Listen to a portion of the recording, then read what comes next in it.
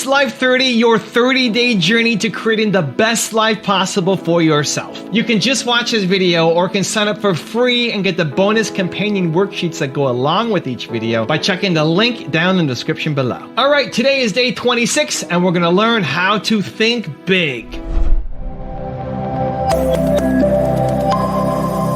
You think I could book that for like the weekend of the 14th when the soundtrack comes out? If so, bump somebody. All right, thanks. All right, love you, man. Bye. I got my MTV out. Savage! I'm a savage! Oh! I'm a savage! Whatever I want, I'm going to get! Whatever I want, I have to get! Yes! What's next? What's next? I gotta get it. I'm not gonna stay down. I'm not gonna stay lying down. I'm not. I can't do it, man. I can't do that. What's next? Give me something else. What can't you do? I can do it. I can do anything. I'm taking my Amazon lottery winnings and I'm converting them into reusable rocket vehicles so that we can lower the cost of access to space. Because right now the price of admission to do interesting things in space is just too high. If I look at what Amazon was able to do 20 years ago, we didn't have to build a transportation network. It already existed. That heavy lifting was in place. We didn't have to build a payment system. That heavy lifting had already been done. It was the credit card system.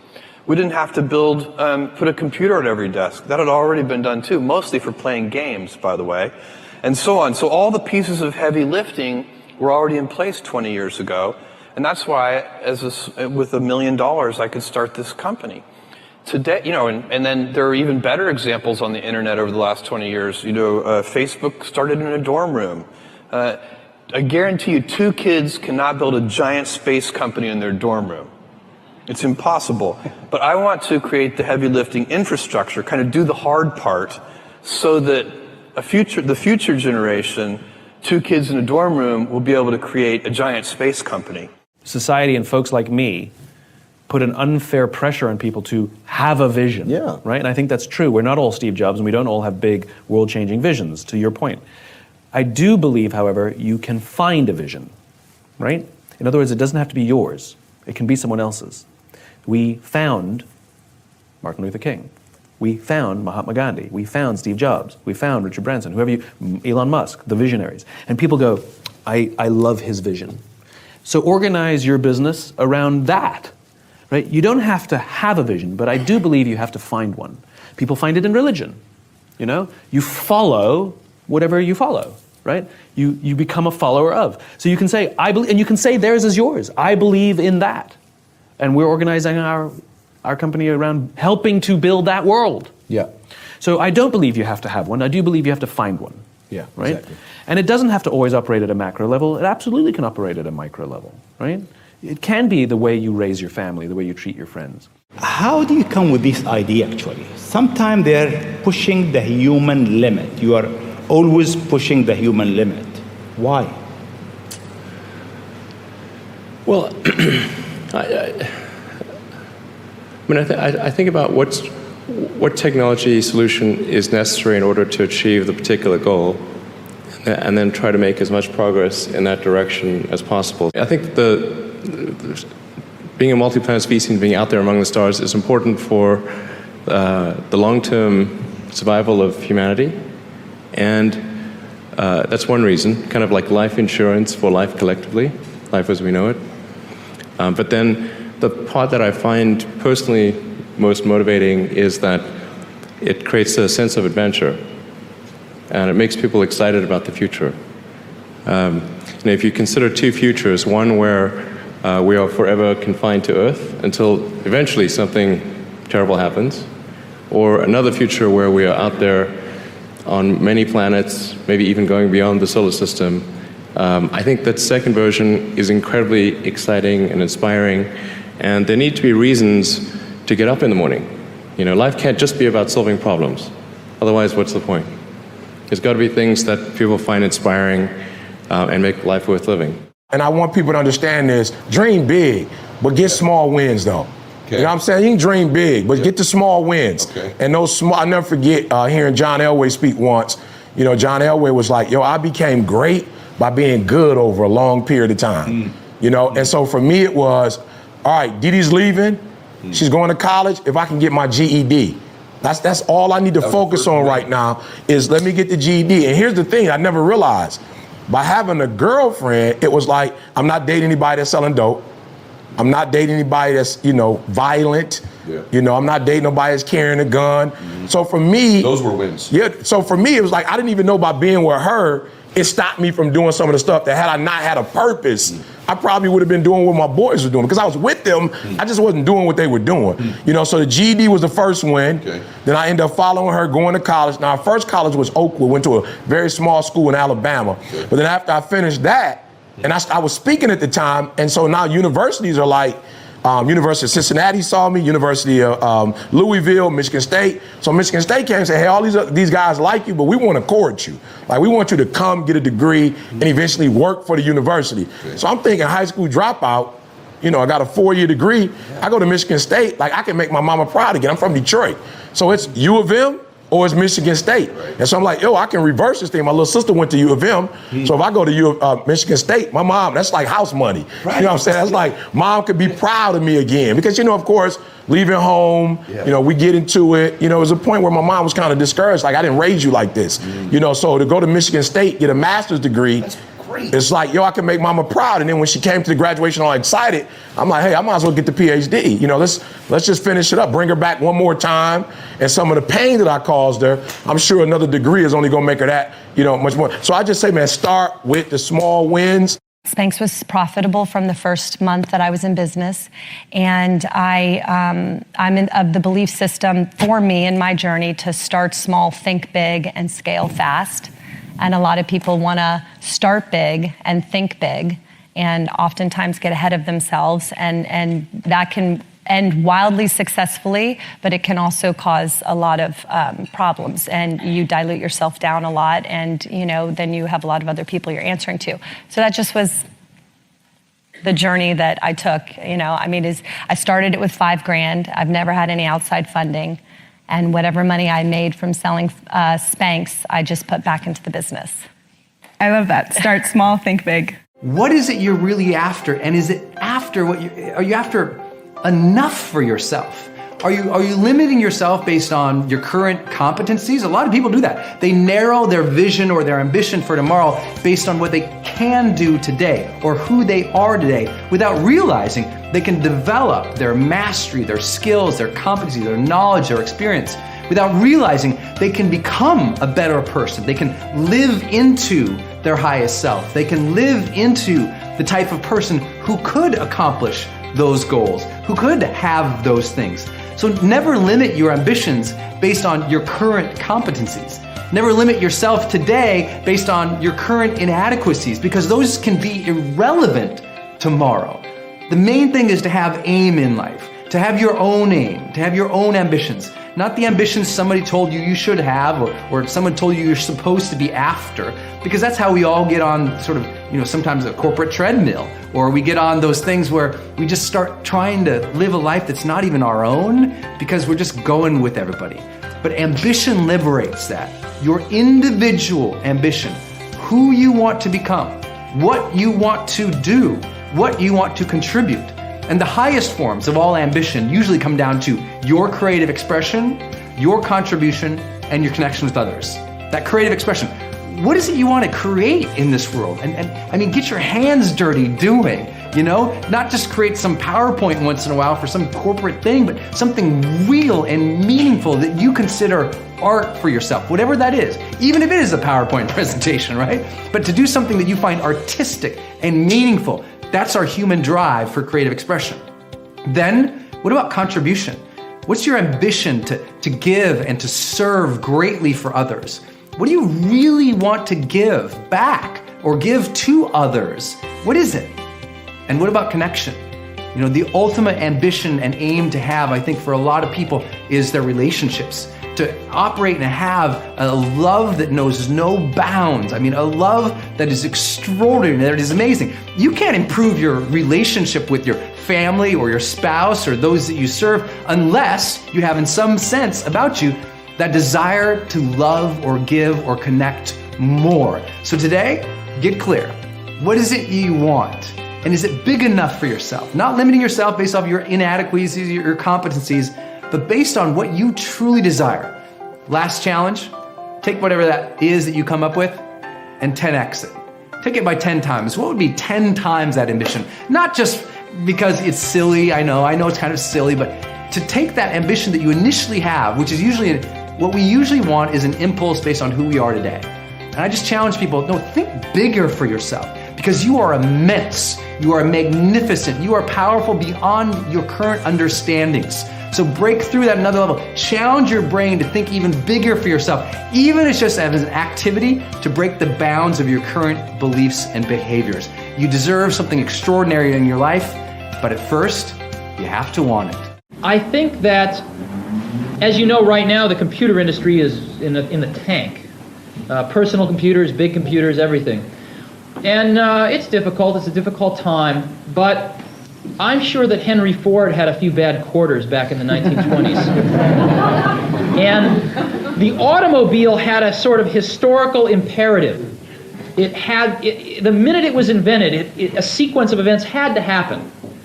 The same is true with the personal computer. There is a tremendous momentum behind this.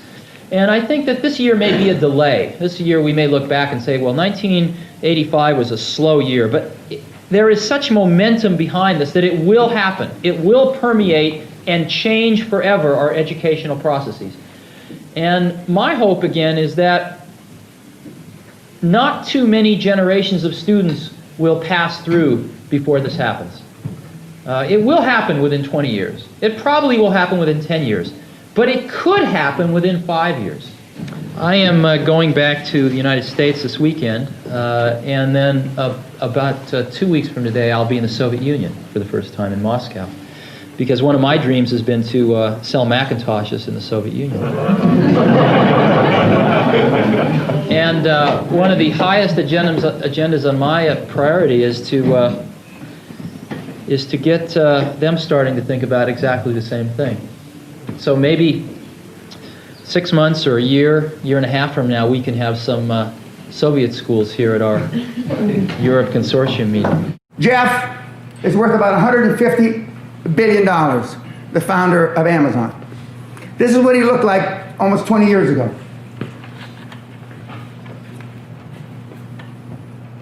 "20 years ago, they laughed at him.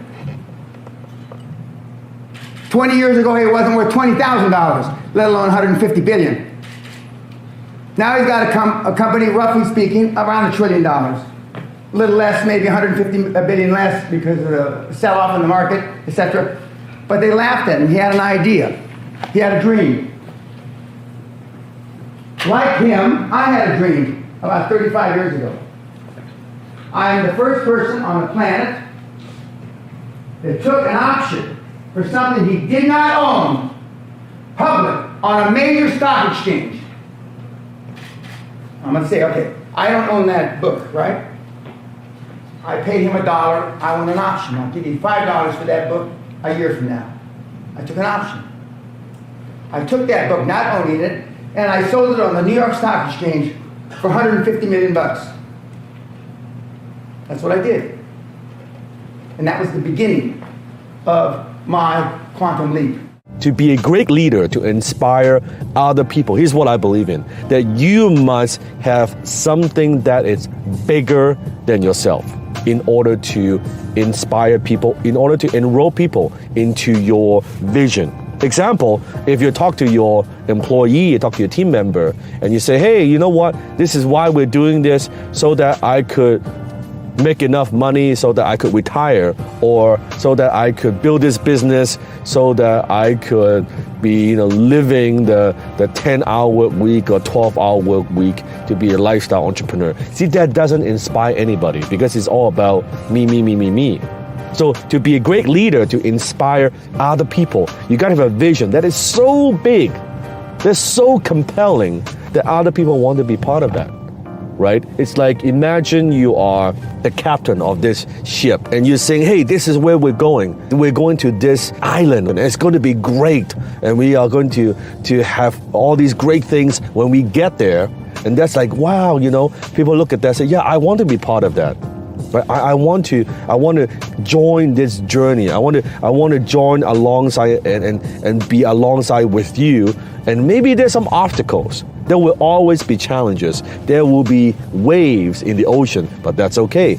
I want to join you and help you to fight along and be alongside with you going through this journey. So I believe very much that leader needs to think about what is your mission.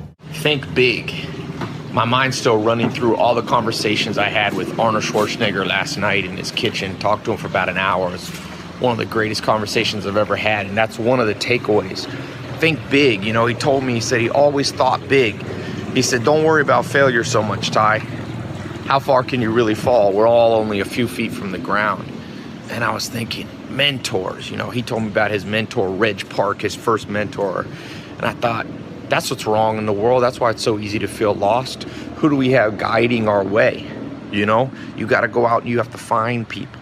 You have to find people who have done it before, who can shorten the path, who can keep you from failure. He told me, he said, don't fail too much. One of the reasons he doesn't procrastinate and can think big, he said, is because he at 20 years old won Mr. Olympia. So he said he got used to success and he tasted success. And so, make sure you find some little wins in life. Don't always lose. It's a myth that you only want to learn from mistakes. Well, you learn from mistakes. They don't have to be yours, though. People in the modern world, with all this convenience we have, the next thing you know, all you're doing is just sitting around not accomplishing anything.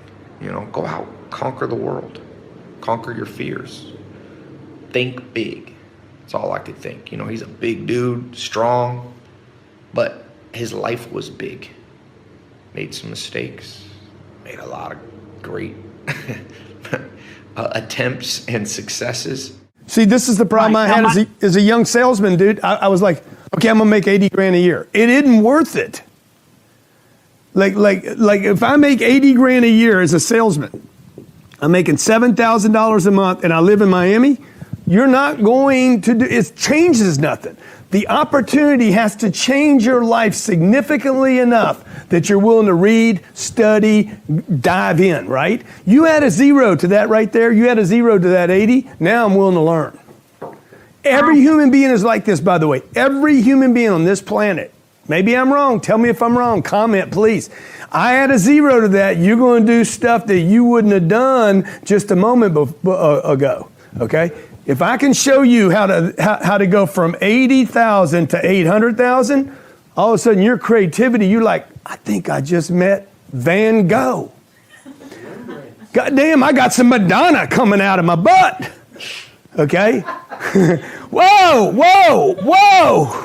I got music in my head. Like ding, ding, ding, ding. You like, because why, man? Because maybe the glass underneath my feet don't hurt so bad. Right? Because why? Because the goal is big enough. Most people do not have goals that will change their lives. Therefore, they cannot lean into the opportunity hard enough. For those of you who own businesses, you need to create rings in your business. Okay? So that Natalie can see, hey man, I can go outside I can go outside these rings and there's more opportunity out here for financial freedom. Or she stays right here and she doesn't resent me, she resents her. Because I keep throwing them out here. I'm like, hey, there's a $20,000 product you can sell right here. There's a $5,000 product you can get benefit from here. Oh, by the way, there's $1 million out here if you want to. There's a lot of things I want to do. I always wanted to be a director. I think as well, I have so many girls come up to me and tell me that they want to be models, which is fine. It's not a bad thing. I just think there's so much to do. I just went to a wonderful talk about genetic engineering and neuroscience. And this man who was giving the talk explained these 10,000 kids from the age of 7 to 13 who are doing neuroscience. They do these competitions and wonderful things. And they're doing things in neuroscience which weren't done by him until he was 30. Like how quickly things like that are changing. And but they're not, there is an awareness brought to cool stuff like that. Like, that sounds way cooler to me than being a model. But like, no one really knows about it. And I just think there are just so many things. I always say to girls, just dream bigger. Go for president, just keep going up. Astronauts, I don't know.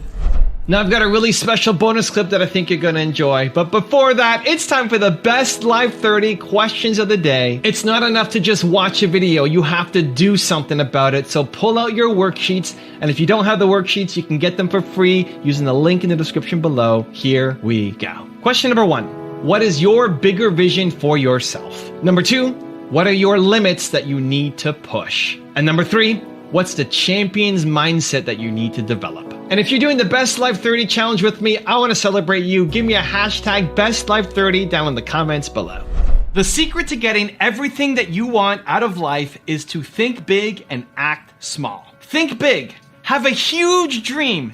Create a vision for yourself that excites you, that you want to make happen. And then act small. Don't let the big dream be so big that it becomes so scary and you never start. Find the smallest possible way to just get started. Think big, act small. Otherwise, your dreams will stay exactly that. I recently had a guy pop into my Instagram live who was a fitness coach, and he's building his success up and doing one-on-one training, fitness, and helping people get results. And he said, Evan, how do I go bigger? How do I build my brand? How do I get people to know me outside of just my pocket, my community? I said, well, you have to create content. You got to be a thought leader. You got to be an expert. I got to see you doing what you're doing. How often are you making videos? I said, well, I don't know, I'm making them once a week. Okay, great. Dude, how often do you go to the gym? How often do you work out? How often do you care about your nutrition? I said, well, every day. Like, you have to take the same approach to your business, to making content, to being a thought leader. I said, are you in shape? And at the time, he's shirtless, and then he said, yeah, I'm in shape. And he pans down, and you see his abs, and then back to his face. He's got this smile on his face. It's like, I love it, man. You've put that into your daily routine. You're working out and eating right as part of your daily routine. He said, yeah, but it's so hard to go off and make videos every day. What are your clients saying to you about working out and eating properly that it's so hard? Dude, it's the same excuses. You've already figured this out in one area of your life. The problem is you're not being consistent in the other areas. That if you want to blow up and be a thought leader and get a lot of traction, attention, and views, you need to get good at the thing. You don't become great at anything doing it once a week. If you believe that you have Michael Jordan level talent at something, Michael Jordan wasn't practicing basketball once a week. You just will never get great at it. You have all of this untapped potential, all of this ability to go off and make a huge impact, but we never see it because you're doing it once a week. You just will never get good at it. You'll never get good enough at the thing if you're only doing it once a week. So he says, what do I do? Great, you put it into your routine. You already know how to do this. You just have done it for something else. All of you, you've already been consistent on something. Now make this next business goal part of your daily routine. It's thinking big and acting small. Most people think big and have this big vision of where they could go. It's amazing. I believe in your vision. I love you. I want to see you go off and crush that huge goal. I think you can do it. But then show me in your calendar where you take any action. Because most people are spending too much time just thinking, planning. You got to actually get going and doing it. Daily, consistent, small action. One video for my friend who's running his gym now, one video is not going to do anything. One video, one small act is not going to do anything. It's the accumulation of the daily videos that are coming out, the daily content, the daily improvements. That's